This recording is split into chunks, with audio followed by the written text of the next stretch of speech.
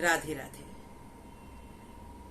द्वितीय अध्याय श्लोक नंबर 5 से 8 तक।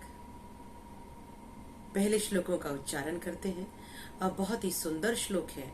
आप सभी साथ में उच्चारण कीजिए, आनंद आएगा। गुरून् हत्वा हि महानुभावान् श्रेयो भोक्तुम् भैक्ष्यमपीह लोके हत्वार्थकामास्तु गुरूनिहैव भुञ्जीय भोगान् रुधिरप्रदिग्दधान् न चेत्तद्विध्वं कतरन्नो गरीयो यद्वा जयेम यदि वा नो जयेयुः यानेव हत्वा न जिजीविषामस्तेव स्थिता प्रमुखे धार्तराष्ट्रा कार्पण्यदोषो पहत स्वभाव पृच्छामि त्वां धर्मसम्मूढचेता यच्छ्रेयस्यानिश्चितं ब्रूहि तन्मे शिष्यस्तेऽहं शाधि मां त्वां प्रपन्नम् न हि प्रपश्यामि ममापनुद्यात् यच्छोकमुच्छोषणमिन्द्रियाणाम् अवाप्य भूमा वसपत्नसमृद्धम् राज्यं सुराणामपि चाधिपत्यम्।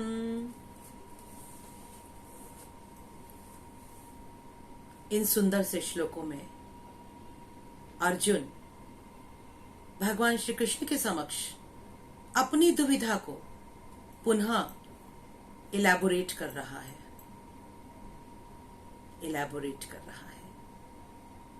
जैसे हमारी आदत है, हमें इतनी सी परेशानी होती है, कभी ध्यान दीजिए, हम सबके साथ उस बात को गाते हैं, बार बार बोलते हैं, विभिन्न तरीकों से उसको समझाने का प्रयास करते हैं, विभिन्न उदाहरणों से अपनी समस्या को बोलने का प्रयास करते हैं और ये जताने का प्रयास करते हैं कि हमारी समस्या वाकई में बहुत बड़ी है और इसका तो कोई हल नहीं है। लेकिन अर्जुन है,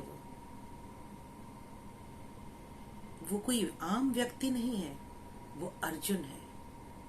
जिसके सखा भगवान श्री कृष्ण हो तो वो आम व्यक्ति की तरह बात नहीं कर रहा है, लेकिन चूंकि वो हम सभी को रिप्रेजेंट कर रहा है तो ये लीला तो करनी बनती है। वो हम सबको रिप्रेजेंट कर रहा है तो हम सबके हृदय में जो बातें चलती हैं, जो समस्याएं चलती हैं, वो उनको प्रेजेंट कर रहा है। कल के वीडियो में अर्जुन ने ये कहा था कि भीष्म और द्रोण तो पूजा के योग्य हैं, तो हे अरिसूदन, मैं इनको किस तरह से मार सकता हूं, मैं इनको किस तरह से इनके साथ युद्ध कर सकता हूं। तो उसी बात को आगे बढ़ाते हुए फिर से अर्जुन ने कहा कि गुरुओं की हत्या करना तो ये बहुत ही पापप्रद कार्य है, तो गुरुओं की हत्या करने से तो बेहतर है कि हे कृष्ण, मैं भिक्षा मांग कर जी लूं। सोचिए, एक राजा क्षत्रिय भिक्षा मांगने के लिए तैयार है। अब इसे हम राजा हरिश्चंद्र के साथ कंपेयर नहीं कर सकते, क्योंकि हमें लगेगा कि राजा हरिश्चंद्र भी बहुत ही बुरी स्थिति में आ गए थे। राजा हरिश्चंद्र सत्य की रक्षा करते हुए आए थे। यहां अर्जुन सत्य को भूल गया है, क्योंकि यहां अर्जुन हमें रिप्रेजेंट कर रहा है। जब हम मोह में आ जाते हैं, जब हम दुविधा में आ जाते हैं, तो किस तरह से हम सत्य को और धर्म को एक साइड में कर देते हैं और सिर्फ अपने देह के नाते और अपने विचारों को हम बार बार आगे लेकर आते हैं। तो यहाँ पर अर्जुन ये समझ नहीं पा रहा है कि ये जो युद्ध होने जा रहा है, ये युद्ध सिर्फ अर्जुन में यानी पांडवों में और कौरवों में नहीं है। ये अर्जुन बहुत वृहत, ये जो युद्ध हो रहा है ये बहुत वृहत परिप्रेक्ष्य में हो रहा है। ये धर्म और अधर्म का युद्ध है। और जब धर्म और अधर्म का युद्ध चल रहा है, न्याय और अन्याय का युद्ध चल रहा है, सत्य और असत्य के बीच में दुविधा खड़ी हो गई है, ऐसी स्थिति में अर्जुन का इस तरह से मोह ग्रसित हो जाना, शोक ग्रसित हो जाना, ये दिखाता है कि अर्जुन चाहे भगवान श्री कृष्ण का भक्त था, लेकिन भगवान श्री कृष्ण की माया एकदम उसे ऐसे व्यापी कि वो धर्म और सत्य का वास्तविक अर्थ भूल गया और उसे ये लगने लगा कि जो सामने खड़े हैं ये गुरु हैं, चाहे वो अधर्म का साथ दे रहे हैं। ये बात ध्यान रखने योग्य है। गुरु हैं, पूजनीय हैं, वंदनीय हैं, लेकिन वो तो अधर्म का साथ दे रहे हैं। तो यहां अर्जुन अपने मोह के कारण, बिल्कुल सही कहा मैंने, अपने मोह के कारण, अपने हृदय को कोई कष्ट ना पहुंचे, मेरी भावनाओं को कोई ठेस ना पहुंचे कि मैंने अपने गुरु को मार दिया, मेरे विचारों को कोई ठेस ना पहुंच जाए। तो यहां अर्जुन ने अपने विचारों को ऊंचा रखते हुए, अपने भावों को ऊंचा रखते हुए सत्य और धर्म को साइड में कर दिया। वो कहता है कि इससे अच्छा तो ये है कि मैं भीख मांग कर खा लूंगा, लेकिन मैं युद्ध नहीं करूंगा। आखिर अपने गुरुओं को मारकर इस रक्त से सने हुए धन का, वैभव का, राज्य का मैं क्या करूंगा? ये जो धृतराष्ट्र के पुत्र मेरे सामने खड़े हैं तो मेरे भाई बंधु, इन्हें मारकर मैं राज्य की कामना कैसे कर सकता हूं? मुझे राज्य नहीं चाहिए, मुझे धन नहीं चाहिए। फिर वो कहता है कि हे कृष्ण, ये कायरता मुझ में व्याप्त रही है, यानी वो कहीं ना कहीं समझ भी रहा है। देखिए, हर श्लोक के अंदर दुविधा दिखाई दे रही है। ये वही दुविधा है जो आम जीवन में आप में और मुझ में आती है। छोटी छोटी परिस्थितियों में हम डावाडोल होने लगते हैं। वही कर रहा है अर्जुन। अर्जुन जानता है कि वो कायरता से ग्रसित है। कह रहा है कि कार्पण्य दोषोपहत स्वभावस्त, कि मुझे कायरता का दोष से मैं भर गया हूं। लेकिन हे कृष्ण, मुझे समझ में नहीं आ रहा, मैं इस समय धार्मिक विचारों के प्रति या धर्म के प्रति मूढ़ सा हो गया हूं। मैं कोई निर्णय नहीं ले पा रहा हूं। तो हे कृष्ण, क्या सही है, क्या निश्चित किया है आपने मेरे लिए, वो मुझे बताइए। अर्जुन जानता है कि ये युद्ध है, या तो मैं जीतूंगा, यानी या तो पांडव जीतेंगे या कौरव जीतेंगे, कोई भी जीते, लेकिन अल्टीमेटली लॉस तो मेरा ही है। अब जब वो ये वाली बात कहता है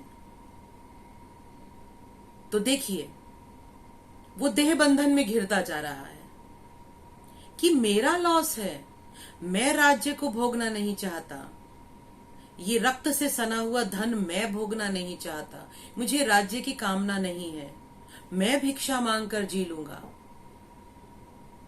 कर्तापन आ रहा है, ये कर्तापन उस पर हावी हो रहा है, जैसा हम सब में तो रहता ही है।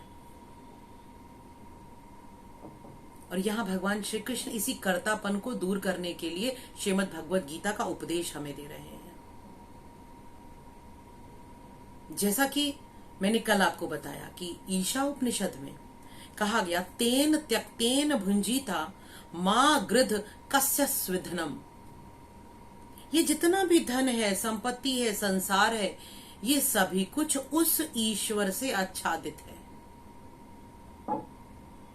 क्योंकि सभी कुछ उस ईश्वर का है, तो तुम्हारा है क्या? कुछ भी तो नहीं है। लेकिन हम व्यर्थ के प्रपंचों में पड़े हुए हैं और इन सबको हम अपना मान रहे हैं। हमें इसे तेन त्यक्तेन भुंजीता, त्याग की भावना से भोग करना है। जैसा कल की वीडियो में मैंने समझाया कि ट्रस्टी की भांति प्रयोग तो करना है, लेकिन इदम न ममः, ये मेरा नहीं है। ये भाव सदैव प्रगाढ़ रहना चाहिए कि ये कुछ भी मेरा नहीं है, यहां तक कि ये शरीर भी मेरा नहीं है। इदम न ममः, जब ये शरीर भी मेरा नहीं है, हम क्या कहते हैं? मेरा हाथ। ये तो नहीं कहते कि ये मैं हूं। मेरा शरीर, ये तो नहीं कहते कि शरीर ही मैं हूं। तो इदम न ममः, ये मेरा कुछ भी नहीं है। जब मेरा कुछ भी नहीं है तो इस शरीर के द्वारा किया जाने वाला कोई भी कर्म मेरा नहीं है, मैं उसका कर्ता नहीं हूं, क्योंकि ये संपूर्ण संसार उस परमपिता परमात्मा की शक्ति से आच्छादित है। लेकिन अब जब कुछ भी मेरा नहीं है तो मन के अंदर ये भाव आ सकता है कि भाई कुछ भी तो मेरा नहीं है, सब कुछ तो त्याग ही करना है, तो फिर कार्य क्यों करना? यही तो वो कह रहा है कि भिक्षा मांग के जी लूंगा। यही हम करते हैं जब जीवन में समस्याएं आने लगती हैं, रिश्तों में दरारें आने लगती हैं, बिजनेस में घाटा हो जाता है, बच्चे कहने से बाहर हो जाते हैं, सुनते नहीं हैं, अलग हो जाते हैं, तो हम सब सोचने लगते हैं इस जीवन में कुछ नहीं रखा, हमें कुछ करना ही नहीं है। नहीं, तो फिर याद कीजिए ईशा उपनिषद। ईशा उपनिषद कहता है कुर्वन्नेह कर्माणि जिजीवेशच्छत् समाह। कर्म करते हुए 100 वर्षों तक इस लोक में जियो। जीना है क्योंकि जन्म मिला है।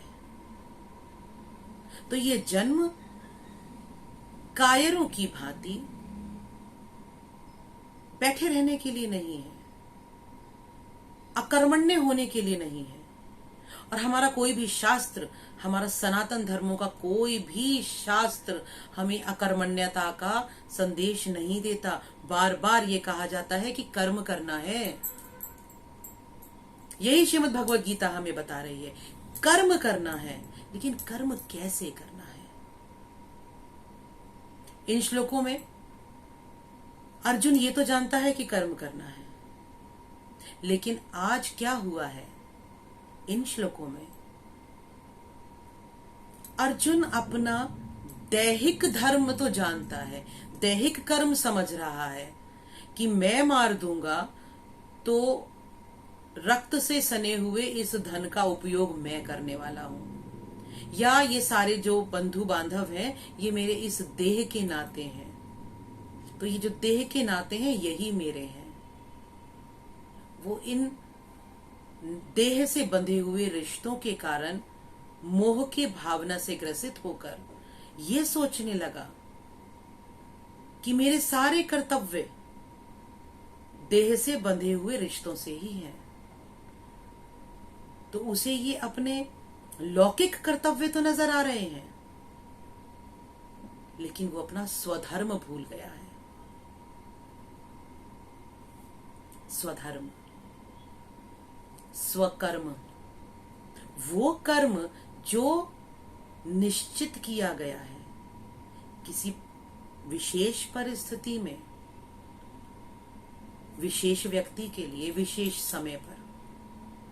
जब धर्म और अधर्म का युद्ध हो रहा है तो उस समय क्षत्रिय का धर्म है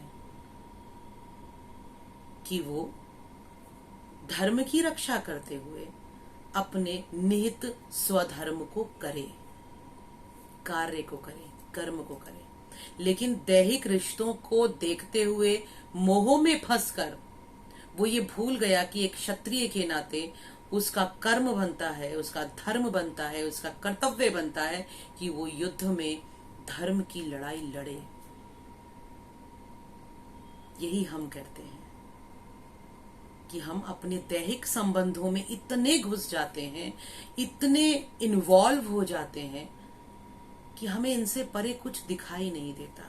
और आज जो स्थिति हमारे इस संपूर्ण सृष्टि की है, विश्व की है, रूस और यूक्रेन का झगड़ा क्या है?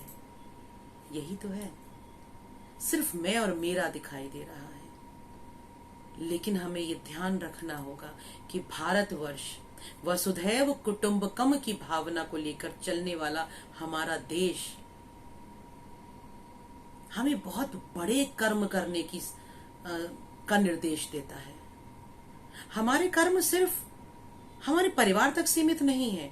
हमारी सोच, हमारे विचार सिर्फ अपने तक सीमित नहीं रहने चाहिए। उनका जो दायरा है वो दायरा बहुत व्यापक होना चाहिए। तो जब हमारी सोच का, हमारे विचारों का, हमारी भावनाओं का दायरा व्यापक हो जाएगा, प्राणी मात्र की भलाई के लिए हो जाएगा, तब हम जी पाएंगे तेन त्यक्तेन भुंजीता, त्याग की भावना के साथ। तो अभी अर्जुन भगवान श्री कृष्ण से पुनः प्रार्थना करते हुए, मुझे मेरे लिए निश्चित मार्ग को दिखाइए। तो आइए हम भी सभी भगवान कृष्ण से प्रार्थना करते हैं कि हमारे लिए, मेरे लिए क्या मार्ग निश्चित है। तो हे परमपिता परमात्मा, वो मार्ग बताइए।